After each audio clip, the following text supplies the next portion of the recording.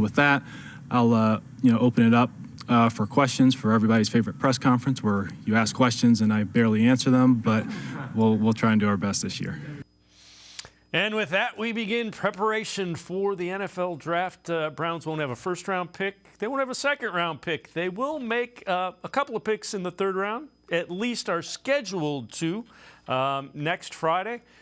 Andrew Berry talked about what you look for late rounds in this NFL draft. As we get into, let's say, the middle rounds or the later rounds, we really do look for individuals or players that have, unique characteristics, whether it's a skill or a trait.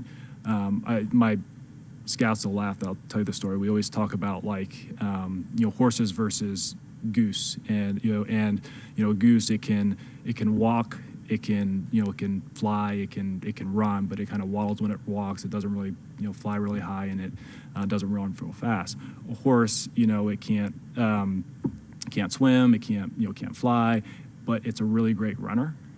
And it's like, okay, if we were talking about players later, which we would take horse traits. We call them horse traits.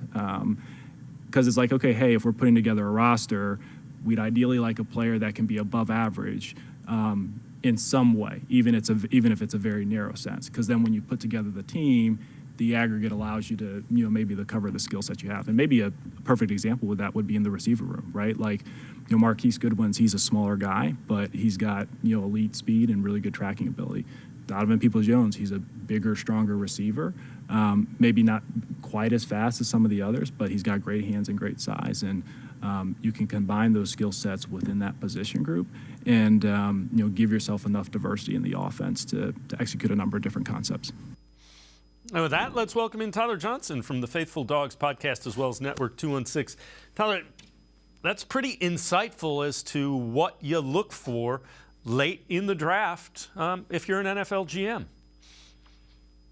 Yeah, Andrew Berry did a great job really describing that process. It's kind of the most info he's really given us in a long time, and kind of what you look for at that late part in the draft. And that's what you want to see. Some of these guys that are in the draft where the Browns are going to be selecting, it's not that they necessarily do multiple things well. It's, can they do one thing well and do it very well? Like, for instance, I know a lot of Browns fans would love to see Marvin Mims come here at pick 74. What does he do very well? He runs very fast and catch the football consistently.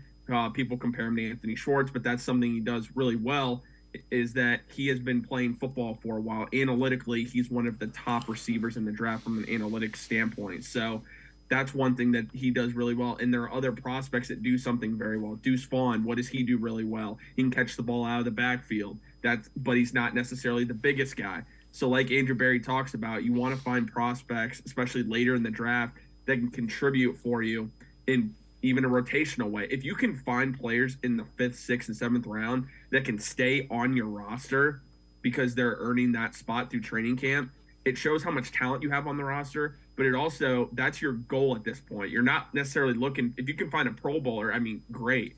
But most NFL GMs, if you can have a 50% success rate this late in the draft, you'll take that. Yeah, and it also explains what they were thinking with Anthony Schwartz, who they took in the 3rd round a couple of years ago. It hasn't panned out.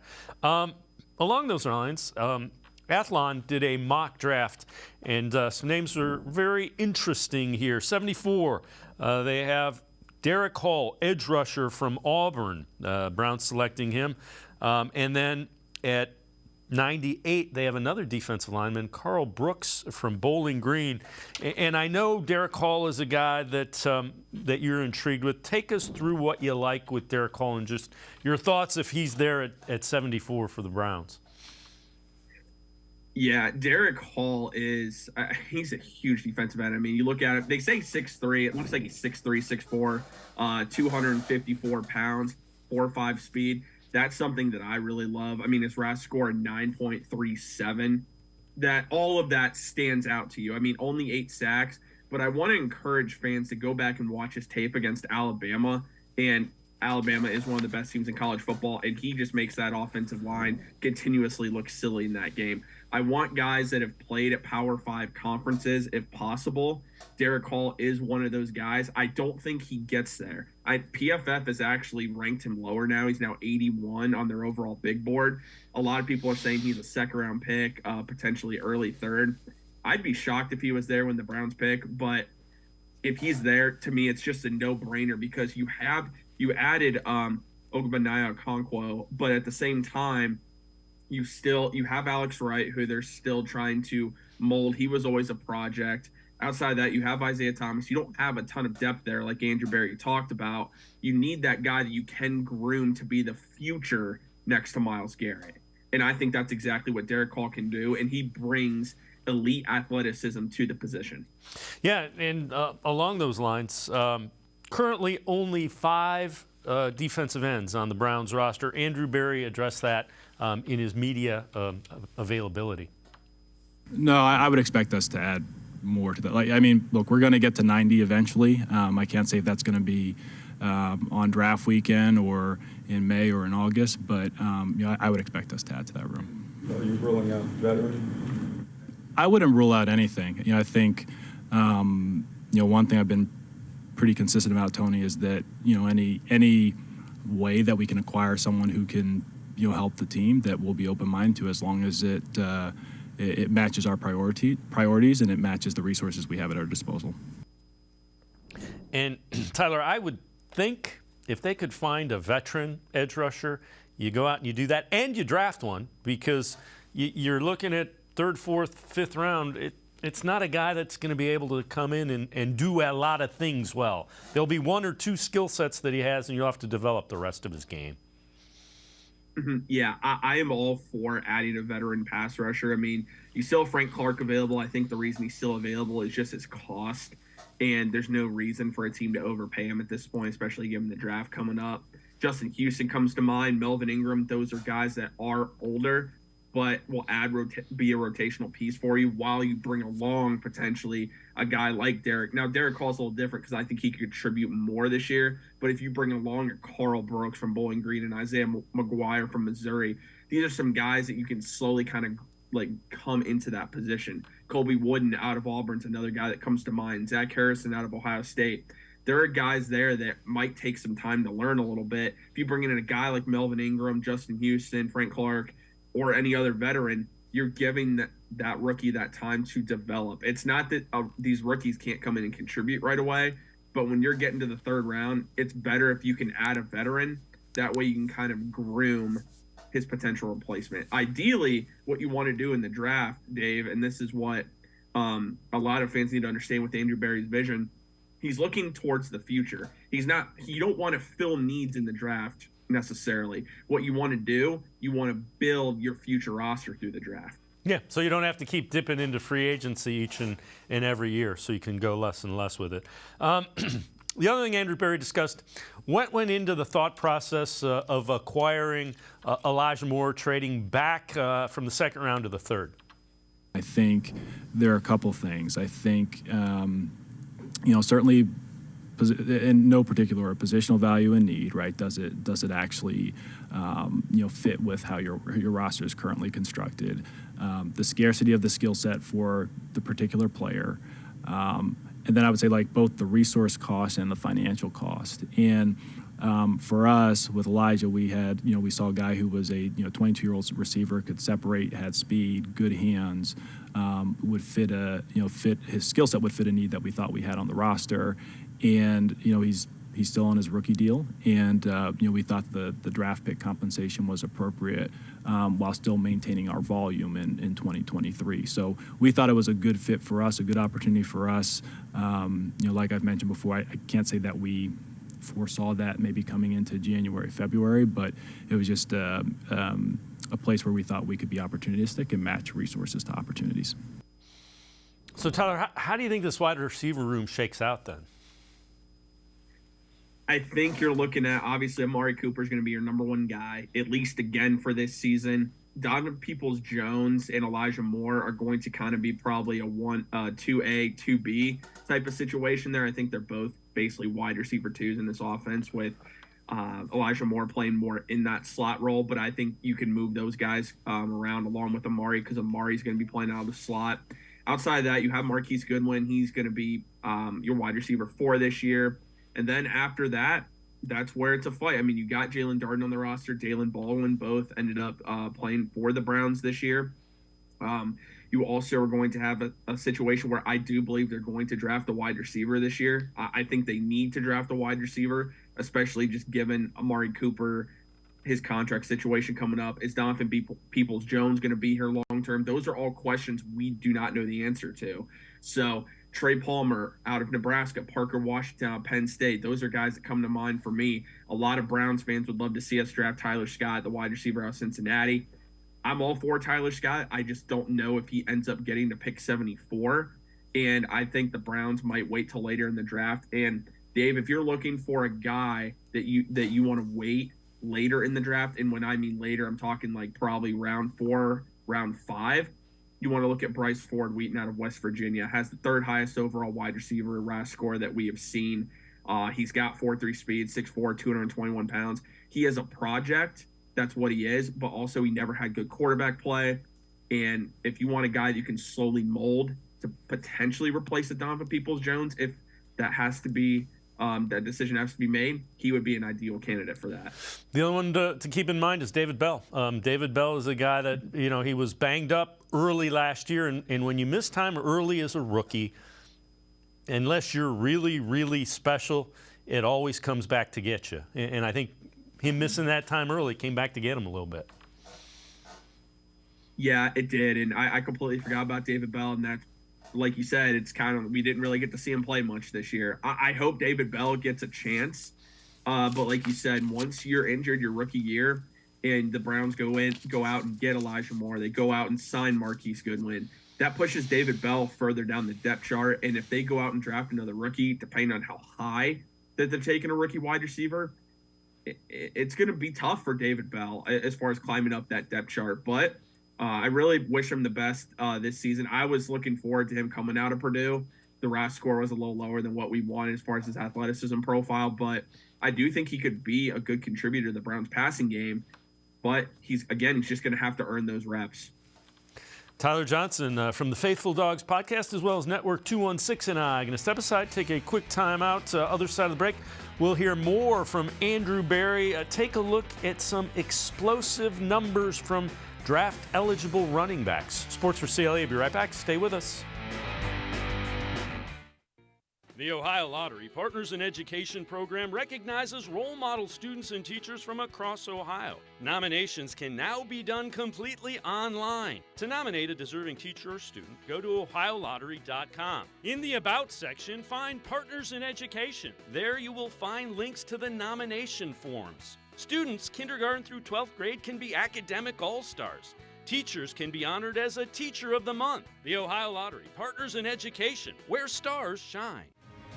The Greater Cleveland Sports Hall of Fame celebrates the star athletes and notable sports figures who were born or have made their home in Greater Cleveland. It tells the story of discipline, commitment, perseverance, sportsmanship, and excellence in achievement. It encourages and inspires those who believe in sport and its direct impact on the well-being of our community. Go to clevelandsportshall.com or follow us on Twitter at GCLE Sports HOF for more details.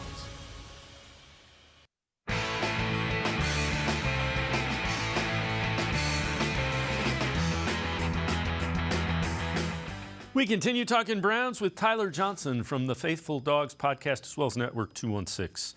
Andrew Berry talked about the makeup of the Browns running back room, as well as have the Browns shut the door completely on bringing back Kareem Hunt. I don't know that we've necessarily shut the door on anything. I mean, look, we're not playing games till September, so we'll remain open-minded to anything that can help the team. We like the room that we have. Obviously, Nick leads it. Pleased with Jerome's progress over the last year, and John Kelly, McCreary, Dimitri, taking reps there. We feel like we have a variety of skill sets that wouldn't exclude us from adding someone this upcoming weekend, at that position. But we just got to see how the board shakes out. And Tyler, I think the thought is Kareem Hunt's probably going to get a deal that's worth more than what the Browns want to pay at this point. Yeah, Kareem Hunt I don't really know where he ends up because there are a lot of teams right now that are looking to this draft and are going to take a running back because this class is just talent-wise a lot of day 2 and day 3 running backs that could be valuable contributors as early as their rookie year. Why would an NFL team want to go out and sign a veteran like Kareem Hunt and pay him a couple million when they can go out and get a rookie on a cheap deal to potentially be a decent part of their backfield? So I don't know what happens with Kareem Hunt. I really don't. I wish him all the best because he was a lot of fun to have in a Browns uniform, especially being a local kid. But yeah, I do not see him returning to the Browns. Along with what you're saying, let's take a look. Career explosive run rate is one of the best predictors of NFL success. And these are some of the guys that you're talking about. Tajay Spears, 8% of his runs were of the explosive run rate. McCain, another one, 8%. Bijan Robinson, who a lot of people think is a top 5, top 10 talent in this draft, but won't go that high because he plays running back. Gibbs, McIntosh, we've heard of all those names. I'm a big fan of Tajay Spears. It'll be interesting to see if he's there late in the 3rd round, if the Browns go and get him. I don't know if he will be or not. I certainly think they're going to end up taking a running back. Might not be in the 3rd round, but with one of their first 4 picks, assuming they keep them all, I think one of those guys will probably be a running back that might be able to contribute as early as this year. Yeah, like we talked about, there are a lot of good running backs, especially on that list that you just mentioned. Tajay Spears, I am very high on him too. I feel like if you want Tajay Spears, you're going to have to take him at 74 or else he's going to be gone.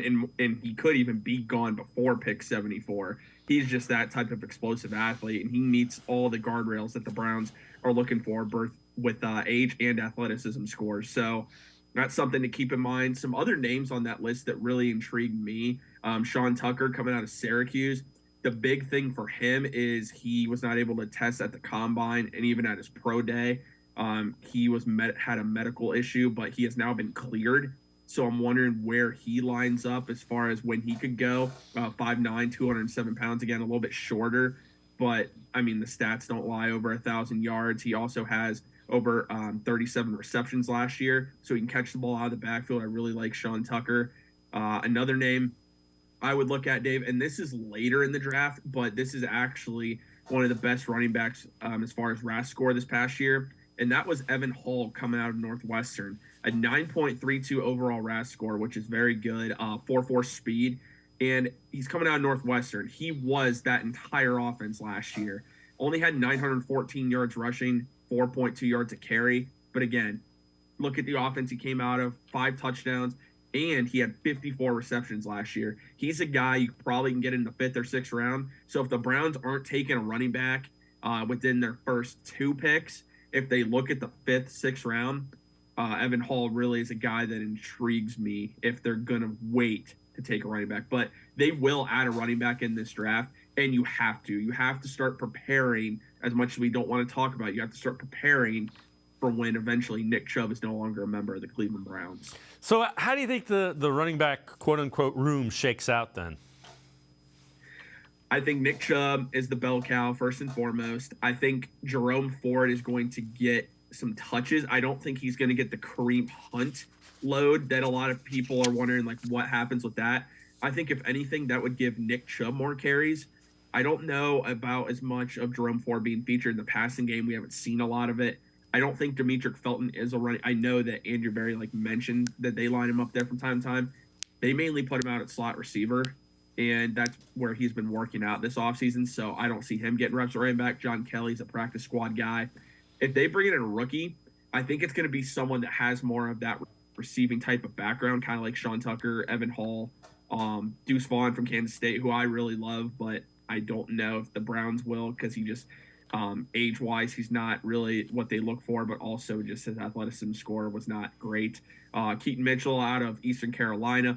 If they're looking for a back. I'm thinking they want to add a guy that can receive, but also if they are indeed trying to draft Nick Chubb's potential replacement, that's when then you can look at Tank Bigsby coming out of Auburn, former 4-star prospect.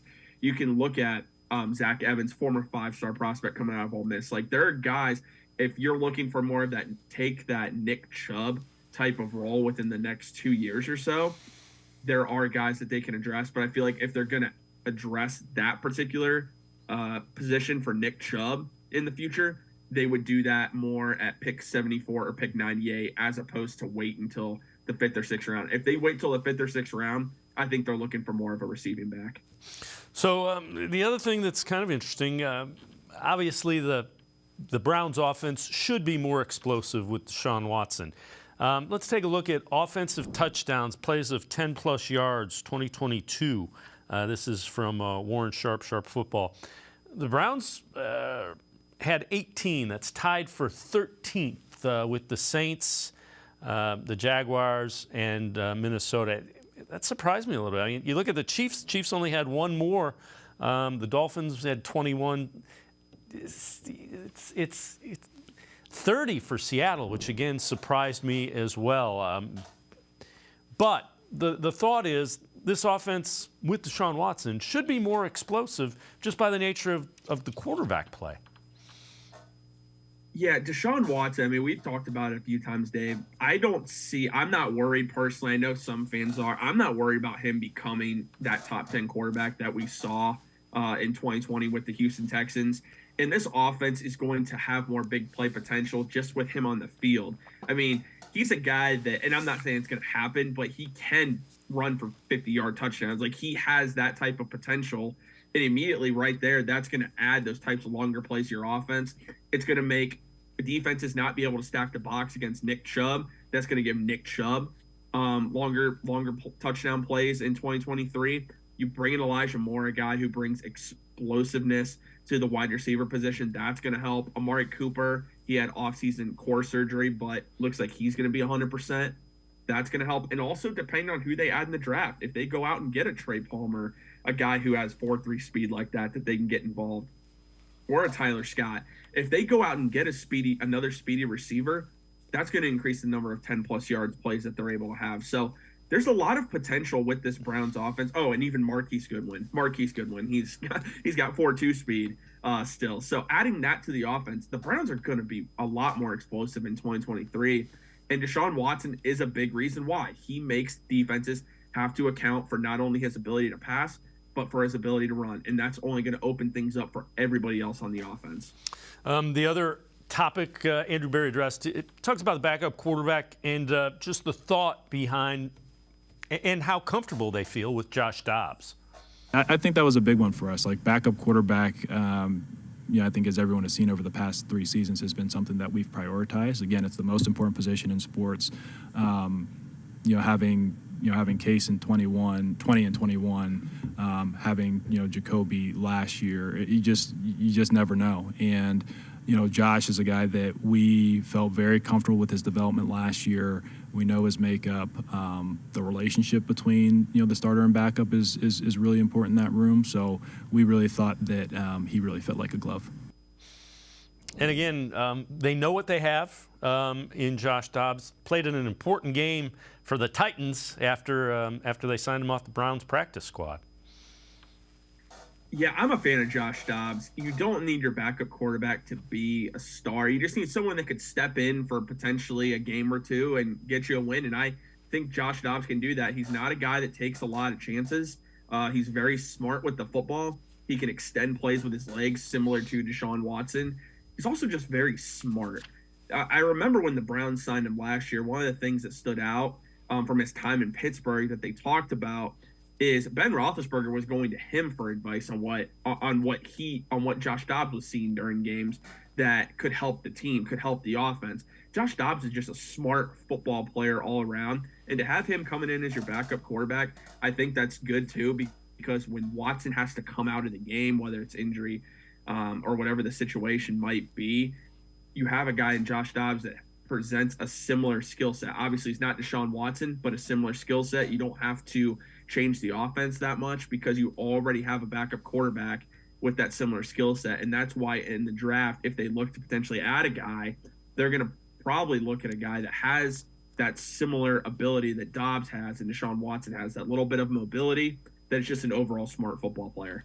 All right, before I let you go, a local guy, Baldwin Wallace cornerback Anthony Kendall. I know that you have talked to this guy on your show as well. Take us through, what Anthony Kendall has had to say. Again, he's a cornerback, played at Baldwin Wallace. Before anybody dismisses this, several years ago, there was a guy named London Fletcher that was going through the same process, ended up signing with the L.A. Rams. It was the St. Louis Rams at the time, had a 13-year career playing linebacker in Washington. So these things can happen, but a developmental guy. Take us through what you heard from Kendall. Yeah, Anthony Kendall his story is awesome. So he was in Florida. That's where he played his high school ball. And Florida doesn't have a lot of D2 and D3 colleges. That's just not the type of football they have down there. And Baldwin Wallace actually came to scout him. So the coaching staff heard of Anthony Kendall. They liked what he saw. They met with him multiple times, and he went to Baldwin Wallace. And from there, he had a really good career there.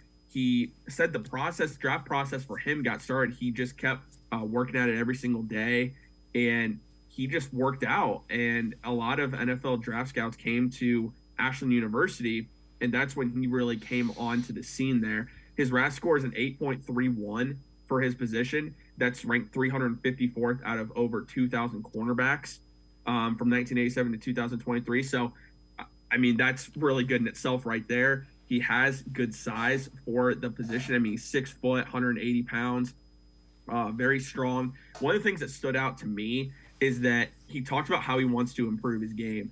He said he wants to turn those passes that were deflections. I think he said he had 13 pass breakups. He wants to turn those into interceptions. This is a kid that you see him coming from a D3 school. You can't help but root for these guys, especially a local product like this. He has 4.4 speed, and what's intriguing about Anthony Kendall, as far as like his potential with the Browns, he said he has met with the Browns 3 separate times. I believe I actually posted that video clip on Twitter because that was really interesting to hear. He met with them at Ashland, he met with them at Toledo, and he met with them, I believe, and he said Youngstown.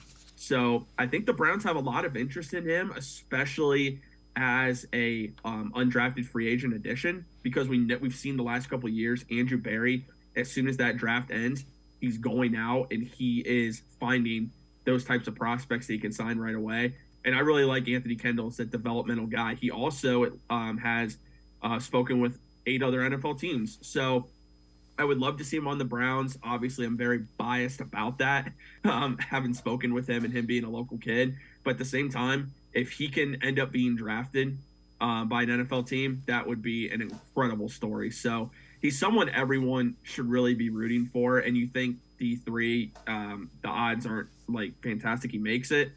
But we also saw DeAnthony Bell and where he came from for the Browns being the first UDFA to make the roster. I think Anthony Kendall can be that type of prospect for an NFL team. Tyler Johnson, as always, great stuff. Appreciate the time and the insight. Thanks very much, Tyler. Anytime, Dave. Thank you so much. Tyler Johnson, make sure you check him out, Faithful Dogs Podcast, as well as Network 216. We're going to break down some of the draft-eligible tight ends, Lance Reisland from the Plain Dealer, as well as cleveland.com. Video breakdown of draft-eligible tight ends the Browns are looking at. Sports4CLE will be right back. Stay with us. Come back to go forward. Back to learning new things. Back to pursuing your dreams. Tri-C has flexible learning options to fit your life. And every year, more than 1,000 local companies provide Tri-C students with real-world learning. The right education can boost your lifetime earning power by hundreds of thousands of dollars. Start now with a college education you can afford. Tri-C, where futures begin.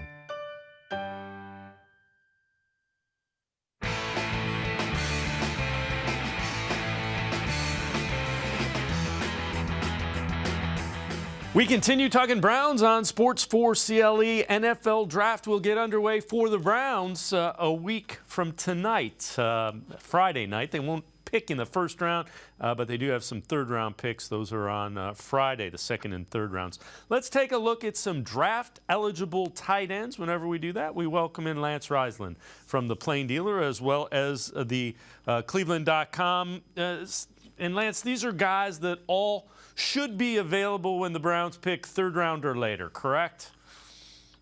Yeah, it's not a huge position of need if you look on paper, but what's going on with Harrison Bryant? You never know, and what's the shelf life of Akins, and so eventually they're going to have to, and obviously the new style of offense, what they're going to run, they need some very flexible guys, some versatile guys who can do some different things. So I think these guys will all be available. There's a number of guys I think that'll be earlier, but I think all these guys will be available from the third round on.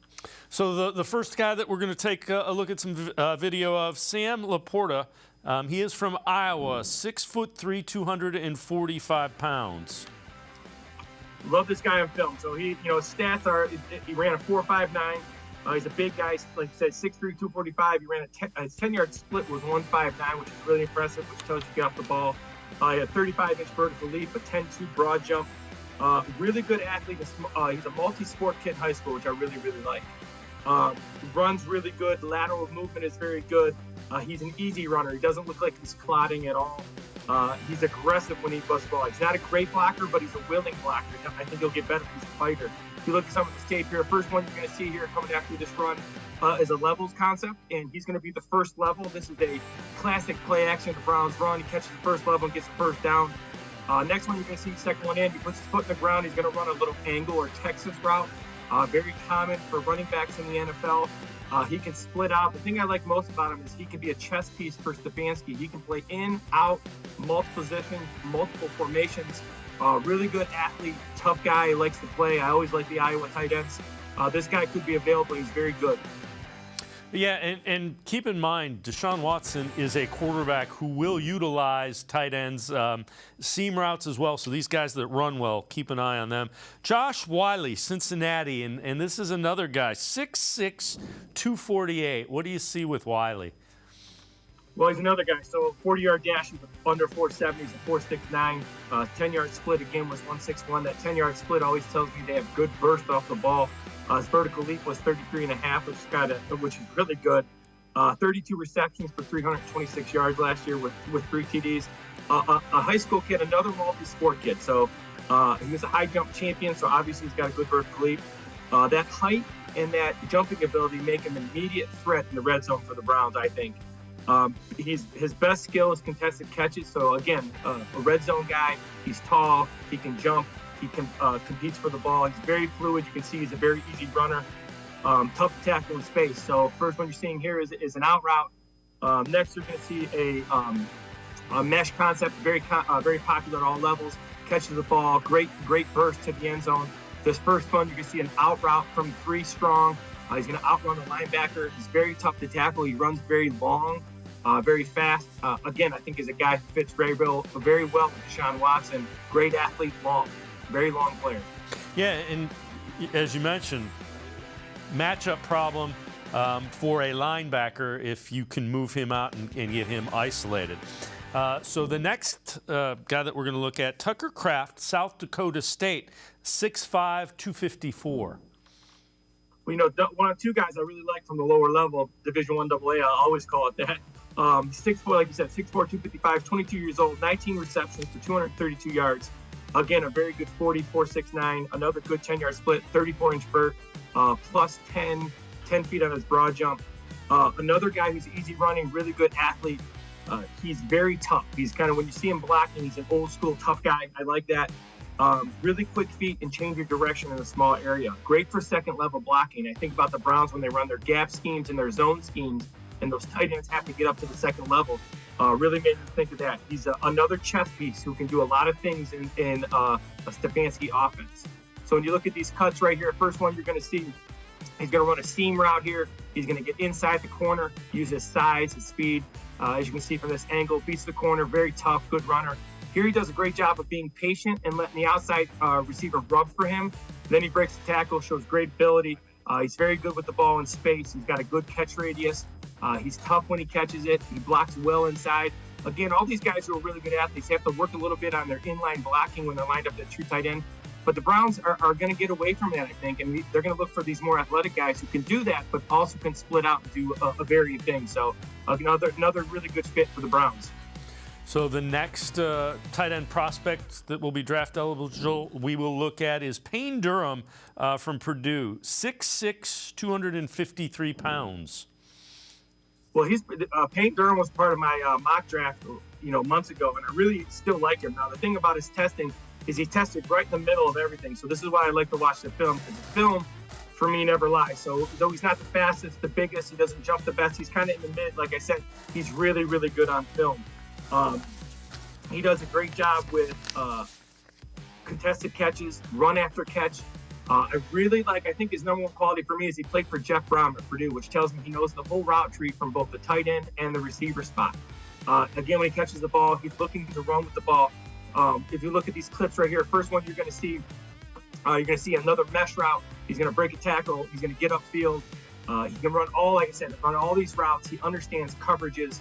Next, you're going to see a very common play in the NFL where they're going to run their zone stretch naked, and that fullback's going to sneak out the back door. Another guy who can play fullback, tight end, split out, lots of different stuff. Lots of people aren't really, really high on Durham. I think he's fantastic, and I think he'll be around even later. So if the Browns decide to wait for a tight end, I think this guy will be around even later. Yeah, and it'll be interesting to see how the reconfigured offense with Kevin Stefanski and Deshaun Watson at quarterback utilizes the tight end. Tight end is a position in Texas that Deshaun Watson used a lot and used it effectively. Yeah, they're going to be different. Like you said, they have to be able to understand that, a lot of these off-platform throws, these off-script plays that Deshaun Watson is known for, his number one quality, in my opinion, Watson, that is the ability to keep the play alive and improvise. And these tight ends, these receivers, these backs, they all have to kind of buy into that. Again, he's a great seam thrower. These guys have to be tall. They have to block inline. I think one of the things that's key is their versatility. So Watson's going to give them the ability to get into different formations. And these tight ends, if they get a tight end, they have to be flexible enough to get out and play receiver, create these matchups. Watson does a great job of processing information. He'll find a matchup. These guys are matchup problems for little corners. They're faster than the linebackers. So tight end is huge. It was huge for him in Texas, and I think it will be again. Yeah, I agree with you wholeheartedly. We got one more draft-eligible tight end to look at. Zach Kuntz from Old Dominion, and he goes 6'7", 255. So this guy is my ultimate athletic freak. He's a small school guy, played Old Dominion. Maybe, arguably, I've been watching the draft for 20, 25 years. He arguably had the best combine of any tight end who's ever been at the combine. You're talking to a guy who ran a 4.55 at that size, a 1.57 10-yard split. He had a 40-inch vertical leap, a 10.6 broad jump. He had a 4.12 shuttle run. He had a 6.87 three-cone shuttle run. And then he bench pressed. He did 225 for 23 reps. So in 221, he had 73 catches for 692 yards. This past year, he was injured, only played in 5 games, had a knee injury. Like I said, maybe the most complete athlete that I've ever seen in terms of combine. Really good at these seam routes. You're going to see a corner route here. He does a great job. He's got a big catch radius. Here he's just boxing out. So again, in Stefanski offense with Watson, he's split out at one. He's got a small corner on him, and they take it. So again, these seam routes, these corner routes, these option routes, these matchup issues that these big tight ends cause are very good.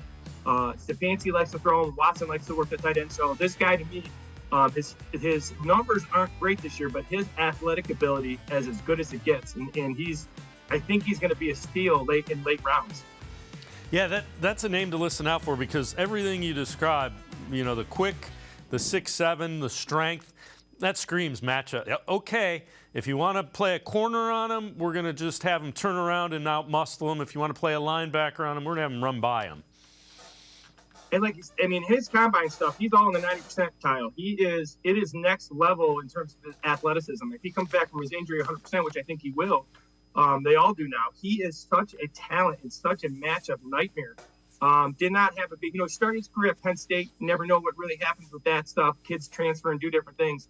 But that 2021 season where he had those catches and those yards, and you see some of his athletic ability, and you see some of the film that matches up with that athletic ability, he could be an absolute steal. Like I said, there's no one in the draft who had a better combine at any position.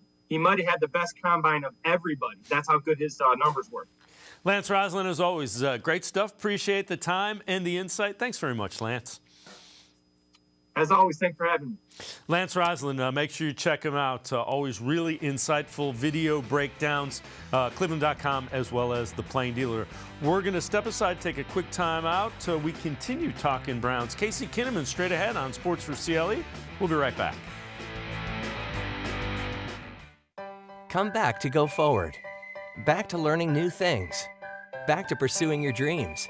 Tri-C has flexible learning options to fit your life. And every year, more than 1,000 local companies provide Tri-C students with real-world learning. The right education can boost your lifetime earning power by hundreds of thousands of dollars. Start now with a college education you can afford. Tri-C, where futures begin. The Ohio Lottery Partners in Education program recognizes role model students and teachers from across Ohio. Nominations can now be done completely online. To nominate a deserving teacher or student, go to ohiolottery.com. In the About section, find Partners in Education. There you will find links to the nomination forms. Students kindergarten through 12th grade can be academic all-stars. Teachers can be honored as a Teacher of the Month. The Ohio Lottery Partners in Education, where stars shine. I am powerful beyond my wildest imagination. I will define my future.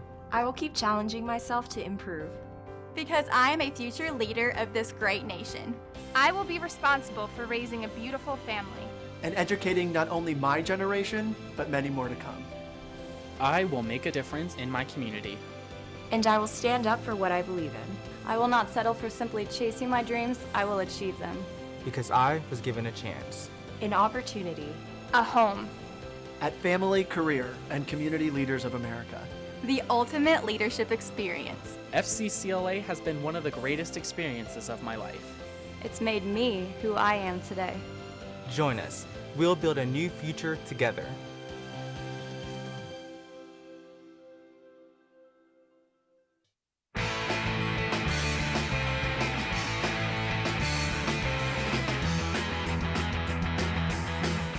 We continue talking Browns here on Sports4CLE. Andrew Berry talked about how building through free agency is different than what you're looking for in the draft. It would be disingenuous to say that it doesn't have some impact, but we do really look at those two ways to acquire players, a little bit differently. Certainly free agency is about, filling immediate needs. The draft, we look at it as more longer-term planning and ultimately trying to maximize talent. And I think especially when you're in the situation that we're in, where we're picking, later in the draft respectively, it's not like we can really dictate it. When you're at the top of the draft, you can dictate it to a degree. And so I think it's important for us to be really to remain flexible. And make sure that our first priority is maximizing the talent we can add to the team. And with that, let's welcome in Casey Kinnamon from Dog Pound Daily. And Casey, 3rd, 4th, 5th, 6th, 7th round, you're looking for guys that end up playing games in the NFL. Yeah, and I think that's the difference he was pointing out there is if you fill your needs through free agency, it allows you to take bigger swings in the draft and try to get that upside because you're not drafting out of desperation. And I think they've done a better job at that this year. Free agency is just so tricky because you often end up paying a player for what they've already done as opposed to what they're going to do. And everyone wants the big names, but as we often see, those big names, when they get signed, they usually don't even finish out their contracts because they're signed to such a deal it's hard to live up to. The Browns have had 3 big swings in free agency, really, with Jack Conklin working out and then Austin Hooper and John Johnson not. We've seen both sides. I think they've done a better job, and they've addressed needs without going after big names, and that'll make them more flexible in the draft.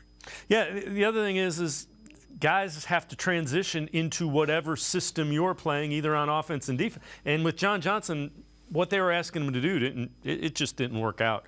I know you've written an article about this. 4 boom or bust prospects the Browns could draft in 2023. Number 4, Sean Tucker, running back from Syracuse. Number 3, Michael Wilson, a wide receiver from Stanford. Number 2, Deuce Vaughn, running back from Kansas State. And number 1 on the list, Tank Dell, wide receiver from Houston. Take us through some of what was contained in that article. Well, you can kind of separate them. I think Dell and Vaughn both fall in the same category. The reason they're boom or bust is their size or lack thereof. They're just extreme outliers, and they have really formidable skill sets. But how applicable is that going to be on the NFL level given their size? Someone like Tank Dell, when you watch him, he gets open early and stays open through the catch point. He's explosive, but he's also 166 pounds. Now, that's an inflated 166, mind you. He only weighed that for the combine. He plays at about 155. And his 40 time at the combine showed you he'd never weighed 166 before. But, in the NFL, there's going to be, you're going to have to be able to get that guy free releases consistently, or he's not going to have success. And Deuce Vaughn makes Darren Sproles look beefy. He's that small of a guy. Now he has an intriguing skill set, and he's able to hide behind the line and find daylight. And he has good contact balance. There's enough good stuff you like that you might take a shot on him, but there's a chance just due to the size that it might not work out for him at the next level. And then you got someone like Michael Wilson. When you watch his tape, he looks like he's a starting level receiver. A Z-type, 6'2", 213, fiery competitor. You watch everything he does, you can tell his teammates love him. But for all the abilities he has, one of them is just not availability. He's been hurt for 3 seasons straight, barely played at all. But then he goes to the Senior Bowl and has a good showing, so now he's at the front of everyone's mind. But you have to keep that in mind, that he's not been able to stay healthy, and it's hard to bank on players like that. And Sean Tucker, the athlete of Sean Tucker is amazing. Absolutely, his explosivity is off the charts. But his tape is concerning. He just doesn't see it all the time. The vision's not there consistently. And if you look at like just Nick Chubb, for instance, the one thing he does that we don't talk about near enough is his vision, his ability to cut back and turn what would be a 4-yard run into a 25-yard run. Tucker just leaves a lot of meat on the bone. So from an athlete perspective, he's definitely worth a running back that someone would take in the 3rd round. But there's issues there with the vision. When you look at those guys, which one do you think has the most? If you were going to say this guy has a chance to really make it, which of those 4 do you think has the best chance to boom rather than bust? Tank Dell, just because the way the NFL is played now, and you can do a lot with motion and try to get work free releases. If you look at it, seem like the Rams, they get Cooper Kupp free releases all day, and he's amazing with it. But if they did, his game would completely change. So you have to be creative in ways that you can get him free from the line. But the way he's able to get separation and maintain it in this league could be very valuable. But it's all about getting him that separation, because if not, if he's going to they're going to play press man, which I would if I was playing Tank Dell. I think that you can make days long for him and make him very ineffective. Let's. You've written another article kind of breaking down some of the Browns' top 30 visits that we know about. Let's take a look at a couple of position groups. So, defensive tackle, that's an area they certainly could take early and could add to late as well. So we know that Garvon Dexter from Florida, Carl Brooks, and Siaka Ika from Baylor have visited with the Browns. Take us through kind of what went into that and your thoughts with those 3. Well, if I were to put him in the buckets, I'm looking at Dexter as the upside guy. 6'6", 315, ran a 4.8, 840. I mean, just an explosive athlete. And I think he's the upside guy of the 3. Ika scares me. I mean, he's a massive human. I mean, he's 335 pounds. If you're looking for a pure space eater, he can do that. But his tape, especially this last year, it just wasn't there. And then the testing that he went through, I mean, his stock has plummeted. He was looked at someone who was like an end of the 1st round, beginning of the 2nd round guy. I mean, he's going to fall, but that size will keep him up on someone's draft board. But if I'm looking at value out of those 3, I'm going Carl Brooks all day. Carl Brooks, I know there might be some apprehension because he played in the MAC, so he played lesser competition, but he did exactly what he was supposed to, that lesser competition. He dominated it, and just watch the work he put into Senior Bowl. To me, I was beside myself. He didn't get an invite to the combine, and for a lot of teams, that's out of sight, out of mind. That was an opportunity, and maybe he fell down on some draft boards just because he wasn't there to compete. But when I look at those guys as prospects, I would take my chances with Carl Brooks. The other thing I'd say is Khalil Mack, Ben Roethlisberger. There's 5 or 6 guys every year from the Mid-American Conference that end up playing pretty well in the NFL. Defensive backs was another one that you did. Jamie Robinson from Florida State, a safety, Trey Hawkins from Old Dominion, and Ketrell Clark from Louisville. Take us through those, similar to what we did with the D tackles. Gotcha. Well, they obviously need help with the nickel. Like, that's something they're going to try to address. I think in the draft's the easiest way to do that, because you can take a guy a little later. You see, that's where they usually go, nickelbacks. Ketrell Clark is that standard guy. Like, he is a slot corner. That's what he's going to be at the next level. And they had a virtual meeting with him, but he's only had virtual meetings with everyone. So I don't know if there's a travel restriction he's going through or something where he can't visit in person. But I think he's that guy. But I think the interesting thing is Jamie Robinson. You look at just his skill set, the ability to play safety, even dime backer, and in the slot. And the Browns have holes, their depth in safety and in the nickel. So I think getting a player like Jamie Robinson would be huge. I think that would fill a couple of needs, as well as someone that can contribute on special teams. But I think Hawkins is the wild card in all this because, I don't know about you, but I didn't watch a ton of Old Dominion football when I was going through it. Like, he's 6'1", 195, feisty. He looks to dislodge the ball and run support. Real feisty at the catch point, very Martin Emerson-esque in that regard, but he has some quick feet. I think he could be a dark horse. And the Browns aren't alone. Like, he went on 5 other visits, so he's gained the interest of some NFL teams. It's going to be interesting to see where he falls.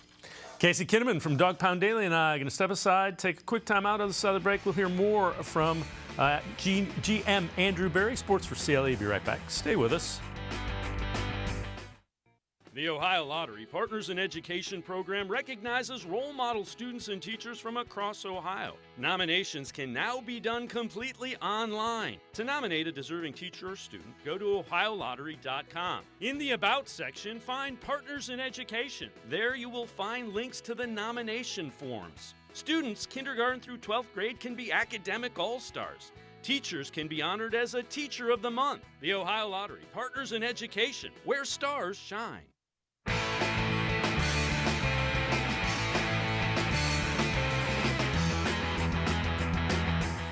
We continue talking Browns with Casey Kinnamon from Dawg Pound Daily. Andrew Berry on if the makeup of the Browns roster would make it more likely that they would trade up or trade back in the upcoming draft.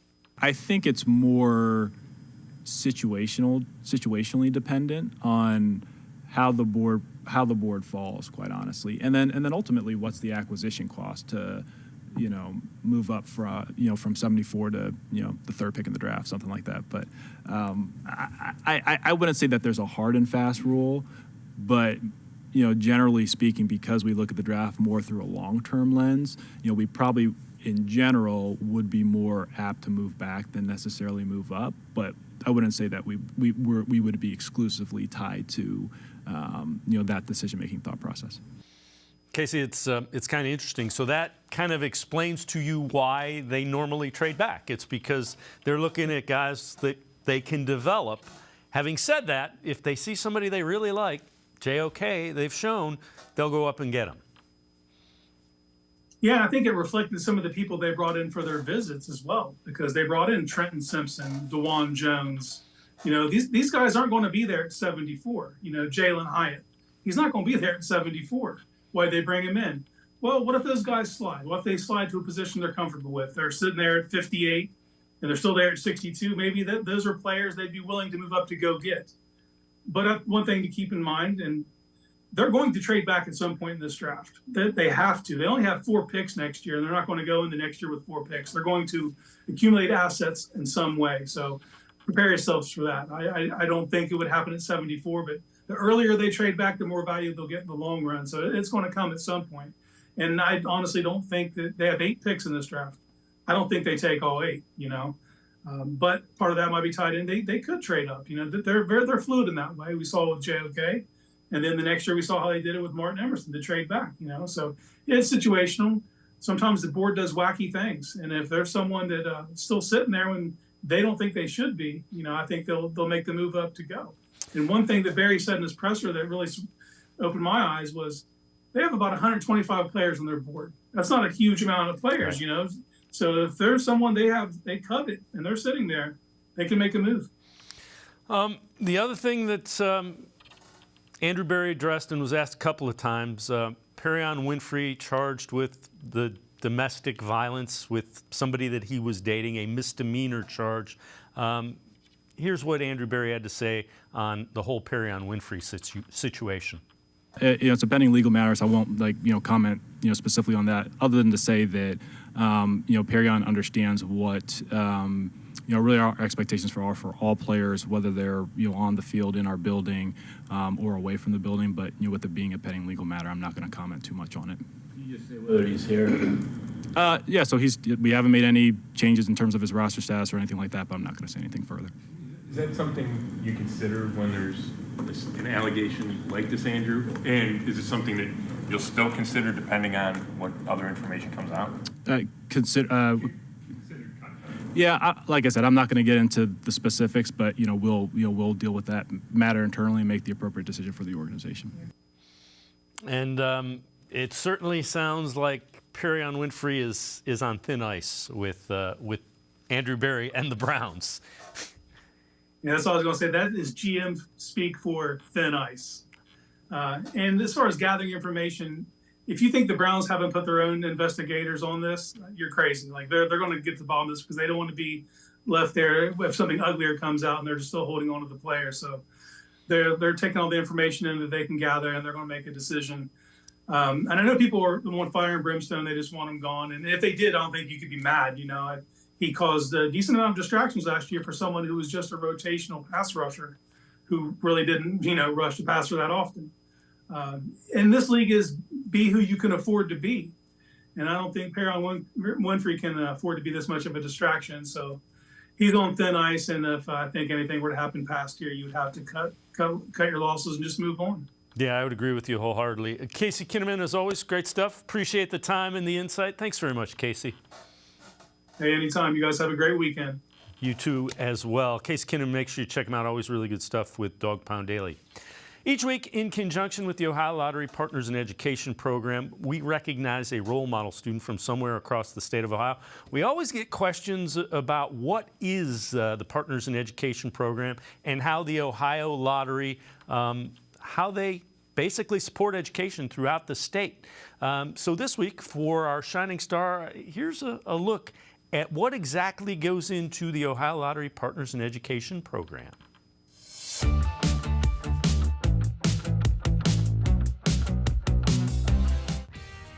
School funding across the country is a concern. Here in Ohio, it's important to remember that the Ohio Lottery plays a vital role in education that shouldn't be overlooked or minimized. 100% of Ohio lottery profits go to the Lottery Profits Education Fund, and that helps to fund K through 12 education here in the state of Ohio. Our lottery funds make up about 12% of the entire school funding pie. For more than 15 years, the Ohio Lottery Partners in Education program has put the spotlight on some of the important work that's being done throughout Ohio in our schools from kindergarten through 12th grade. The Partners in Education program started back in 2007, and since then we've been honoring outstanding students and teachers across the state of Ohio. The Partners in Education program really ties into our mission here at the Lottery. As I've stated, it's to generate funding for K through 12 education here in Ohio. But what Partners in Ed does is it takes that one step further, and we get to see what wonderful teachers we have here in the state of Ohio and awesome students and the things that they're doing both inside and outside the classroom. The Partners in Education program recognizes both students as academic all-stars and teachers as the Teacher of the Month, who are making a difference. Each month, we accept nominations in each of our 9 regions all across the state. This year, we've had over 600 nominations and 116 Teachers of the Month and Academic All-Stars who have been named. It is fun to see who is getting nominated and who's nominating them. Sometimes it's just a member of the community who has seen something great that a teacher has done, and they've come on to make a nomination. So it really is a great program that gets the entire community involved, really. Your school community, family, friends. You could jump on and nominate whoever you want. The nomination process for both Teacher of the Month and Academic All-Stars can be done completely online. To nominate, visit ohiolottery.com on a desktop or on a mobile phone. Select the About tab and click on Partners in Education. From this page, you can either select to nominate a student or a teacher. It's fast and it's free. Just fill in all the fields and click Submit. Easy. So the program runs from September to May, and then at the end of the year, we take all of the schools who've had a nomination and we put them into the drawing for the School of the Year. There is only one School of the Year winner, and that winner receives a $1,000 gift card. They get merchandise from our major and minor league sports teams here in Ohio that they can use for fundraising efforts. They also get a School of the Year trophy, and every student gets a School of the Year backpack. Nominate a student or teacher from your school, and your school could end up as the School of the Year. If you know a student who deserves recognition, we want to hear about them, and you can nominate them completely online. Go to ohiolottery.com. Find the About section. Click on Partners in Education. There you will see links to nomination forms. Nominate that student as an academic all-star, and they could end up being featured as our next shining star. And we are happy to be partners with the Partners in Education program from the Ohio Lottery. Quick Guardians note before we go. Zach Meisel, Guardians beat reporter, tweets the Guardians are planning, weather permitting, to promote Logan T. Allen to make his major league debut on Sunday. Allen has started 3 games at AAA this year, 14 1/3 innings pitched, 1.26 ERA, has allowed just 10 hits and 2 earned runs in those 14 1/3 innings, 20 strikeouts and 5 walks, and allowing a 189 average against. He is also left-handed, so he would give the Guardians a lefty in that rotation. That's going to do it for this edition of Sports4CLE. We'll see you back here Monday at 4 o'clock. Have a great weekend, everybody. See you Monday on Sports4CLE at 4.